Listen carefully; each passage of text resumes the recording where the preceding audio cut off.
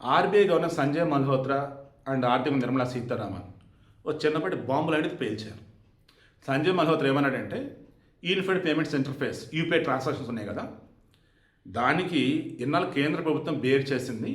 Ganesh gold తాకట్టులో ఉన్న బంగారాన్ని విడిపించి కొనబడును. సంప్రదించండి 9966511144. ఒక్క జూలైలోనే ఈ జరిగిన ట్రాన్సాక్షన్స్కి వాల్యూ ఎంతో తెలుసా? ఇండియాలో అక్షరాల 29 లక్షల కోట్ల రూపాయలు. 29.9 లక్షల కోట్లు, ఇంకా చెప్పండి 30 లక్షల కోట్ల రూపాయల వర్త్ ట్రాన్సాక్షన్స్ జరుగున్నాయి. అంత డబ్బు విలువ యూపీఐ చెల్లింపులు. అరే, అడుక్కున్న వాళ్ళు కూడా యూపీఐ పెడుతున్నారు కదండి. నేను తక్కువ చేయట్లా, మామూలుగా అంటున్నాను అనమాట. అంటే ప్రతిదానికి డిజిటల్ చెల్లింపులు.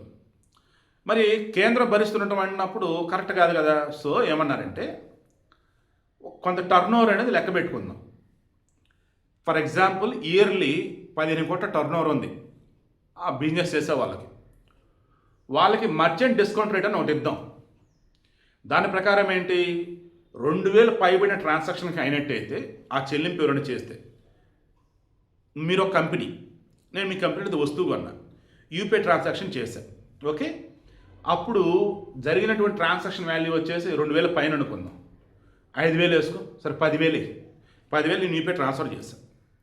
ఇప్పుడు ఏమంటారంటే వీళ్ళు, అది ఇన్నాళ్ళు కేంద్రం భరించింది కదా, ఛార్జ్ మధ్యలో ఏదైనా ఉంటే అది కేంద్రం కాదు, ఆయా బ్యాంకులు కానీ ఈ పేమెంట్ యాప్స్ ఏవైతే ఉన్నాయో, పేమెంట్ యాప్సా బ్యాంకులా, ఈ రెండిట్లో ఎవరో ఒకళ్ళు ఆ మర్చెంట్ మీద, ఆ వ్యాపారం చేసే అతని మీద వేయండి అని చెప్పేసి అన్నాడు.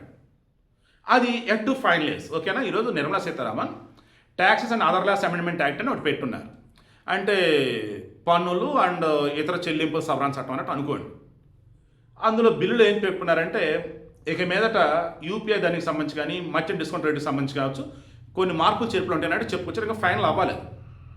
దీని ప్రకారం ఆయాంక్ష భవిష్యత్తులో అయితే ఛార్జెస్ ఉండొచ్చు. ఇప్పుడైతే ఎటువంటి ఛార్జెస్ లేవు. ఇక మీద ఫ్యూచర్లో కూడా, మొన్న మధ్య ఎటువంటి వార్తలు వచ్చాయి, బట్ సైలెంట్ అయ్యారు అంతా. కస్టమర్ మీద ఒక్క పైసా కూడా ఛార్జ్ అయితే వెయ్యరు. ఇది మైండ్లో పెట్టుకోండి, ఫిక్స్ అయిపోండి. మనం యూపీఐ చెల్లింపులు చేస్తే, ఎవరికైనా డబ్బులు పంపితే మనకి రూపాయి కూడా బిల్లు పడకుండా, మనకు రూపాయి కూడా ఛార్జ్ పడకుండా ఉండేలాగానే యూపీఐ చెల్లింపులు ట్రాన్స్ఫర్లు అన్నీ ఉంటాయి. కేవలం ఆ వ్యాపారం చేస్తున్న వాళ్ళు కూడా టర్న్ ఓవర్ తక్కువ ఉంది అనుకుందాం, గవర్నమెంట్ ఒక పెట్టింది ఇంత అమౌంట్ అని టర్న్ ఓవర్, ఆ అమౌంట్లో ఉంటే వాళ్ళకి కూడా ఛార్జ్ పడదు. అది దాటితే వాళ్ళకి ఛార్జ్ పడితే అది కూడా చాలా నామినల్ అమౌంట్. నేను దా చెక్ చేశాను, 0.2 to 0.3 అన్నారు. అంటే అప్పుడు ఎంత, 100 రూపాయలు అనుకుందాం. 100 రూపాయలు 1% ₹1. 0.2 or 0.3 అంటే అంత 20 పైసలు కానీ 30 పైసలు కానీ. అప్పుడు నీకు ఎంత అయింది, 10,000 రూపాయలు కనుక చేసావనుకో, నీకు 10,000 రూపాయల్లో 1% అంటే వచ్చేసరికి 100 రూపాయలు. సో అందులో నీకు 0.2 అంటే 20 రూపాయలు, 0.3 అంటే 30 రూపాయలు. సో 10,000 ట్రాన్సాక్షన్ కానీ చేసేందుకు గాను నీకు 20 రూపాయలు 30 రూపాయలు ఛార్జ్ పడింది. అది కూడా ఎవరికి, బ్యాంక్ వాడికి కాదు, తర్వాత పేమెంట్ యాప్ వాడికి కాదు, మధ్యలో మర్చెంట్ ఉన్నాడే అతనికి. అది కూడా ఎప్పుడు, అతను టర్న్ ఓవర్ 15 కోట్లు దాటుతున్నాడు, అది కూడా ఇప్పుడు ఫిక్స్ చేయలేదు. కాబట్టి భవిష్యత్తులో ఛార్జెస్ అయితే ఉంటాయి, కస్టమర్ మీద ఉండవు. అయితే బ్యాంక్ అయినా భరించాలి, లేదా పేమెంట్ యాప్ ఉందే వాడైనా భరించాలి. ఎందుకంటే మన డేటా మొత్తం తీసుకోవడం అమ్ముకుంటూ ఉంటాడు ఎవడో ఒకటికి, లేదా ఈ మర్చెంట్ ఉన్నాడు అదన్నా భరించాలి. యూపీఐ ట్రాన్సాక్షన్స్ ఆగవు, ఓకే. మర్చెంట్ డిస్కౌంట్ రేటుకి సంబంధించి ఇంకా ఎంత ఏంటంటే ఫైనలైజ్ కాలా. రానున్న రోజులలో యూపీఐ పేమెంట్స్ దానికి సంబంధించేసి ఇప్పుడు కేంద్ర ప్రభుత్వం ఏదైతే భరిస్తుందో వాళ్ళైతే భరించకపోవచ్చు అని అయితే మ్యాక్సిమం క్లారిటీ వచ్చింది. వాళ్ళు కూడా ఇండైరెక్ట్గా అదే చెప్పున్నారు.